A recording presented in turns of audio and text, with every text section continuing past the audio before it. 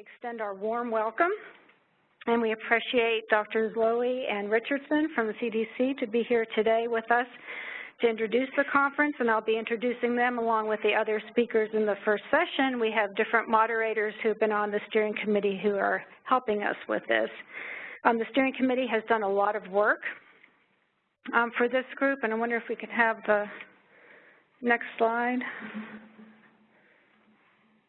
This is the acknowledgments I'd like to give for the workshop planning committee.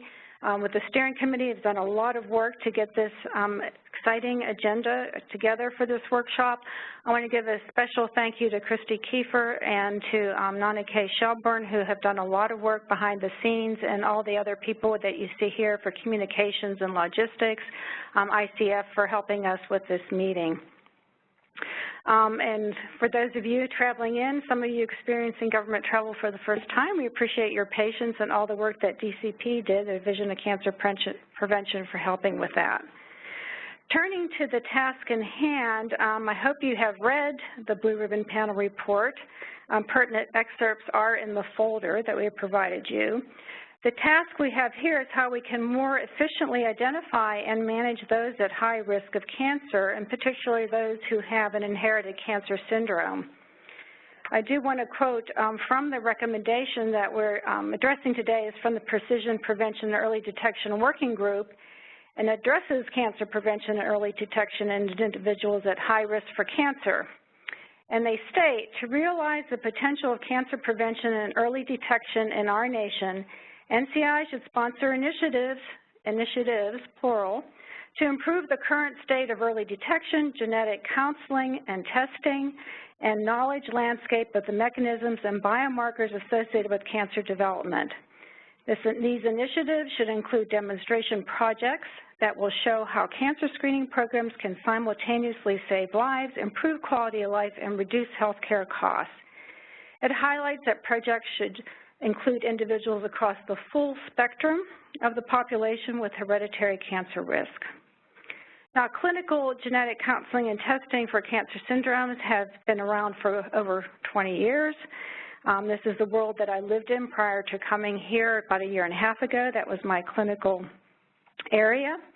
But it's progressed rapidly from the time I was there pre-testing availability for risk assessment to now we have from 1 to 2 gene tests now to panel tests. So it's quite a rapidly evolving world. But we don't reach all of those who are at risk. And so the goal of the conference is to help identify the best practices that we have to identify those at risk, have the appropriate care to prevent and improve early detection and treatment. We do want to accelerate the implementation of these practices and also make sure that they are sustainable. So the steering committee has developed this program to encompass multiple aspects of how to improve and sustain provision of care that enables better identification of individuals who are at high risk as a result of genetic susceptibility factors. We anticipate that there will be a variety of best practices to fit the variety of clinical settings and patient populations.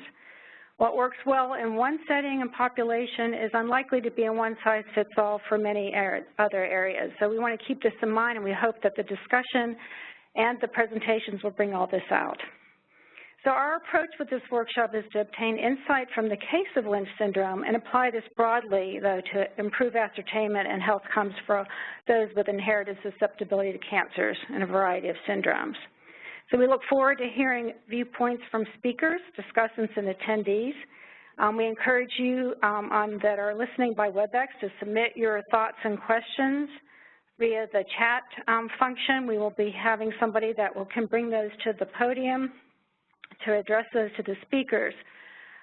It is a packed agenda, so we appreciate that speakers will adhere to the time. We have Camille, if you want to stand up, we have a timekeeper to help you that will give you a 5-minute warning and a 1-minute warning because we do want to have plenty of time for discussion. The discussants will provide their perspective very briefly to help stimulate vigorous discussion. We will hold the questions until that discussion period, so that will help keep things organized. For those of you that are on the WebEx, please mute your devices and use the chat room for your questions. We look forward to a very productive conference. So with trying to keep as much on time. I'm going to first introduce Drs. Lowy and Dr. Richardson, who are pleased to lead off the conference, and then I will be back to introduce the speakers for the next session.